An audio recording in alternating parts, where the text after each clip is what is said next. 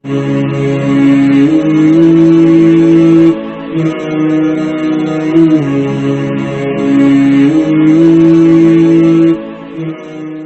میرے دوستوں یہ ڈرنے کا مقام ہے۔ امام بخاری رحمۃ اللہ علیہ نے اس کے متعلق واقعہ لکھا ہے ادب المفرد کے اندر۔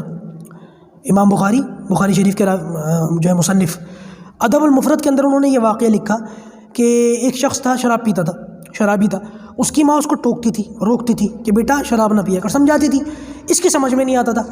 تو بالآخر ایک مرتبہ ایسا ہوا کہ جب اس کی ماں نے کئی بار اس کو روکا، کئی بار اس کو ٹوکا، تو اس نے پلٹ کر یہ جواب دیا، کیوں گدھے کی طرح جو ہے رینکتی ہے، کیوں گدھے کی طرح آوازیں نکالتی ہے، چپ رہا کر، گدھے کی طرح مت بولا کر۔ یہ اس نے اپنی ماں کو کہنا شروع کر دیا۔ ہوا یہی کہ پھر جب یہ مرا ہے تو بعض دیکھنے والوں نے یہ دیکھا، یہ امام بخاری جو ہے اس کو لکھنے والے ہیں، کہ بعض دیکھنے والوں نے یہ دیکھا کہ یہ شخص روزانہ مرنے کے بعد اپنی قبر سے باہر نکلتا تھا اور گدھے کا اس کا چہرہ ہوتا تھا اور گدھے کی جو ہے آواز نکالتا تھا، 3 مرتبہ آواز نکال کے واپس اپنی قبر میں چلا جاتا تھا۔ تو لوگوں نے پوچھا اس کے بارے میں، وہاں کے قریب کے لوگوں سے معلوم کیا تو اس کی بیوی مل گئی، تو اس کی بیوی نے بتایا کہ میرا شوہر تھا اور اپنی ماں کے ساتھ اس سلوک سے پیش آتا تھا۔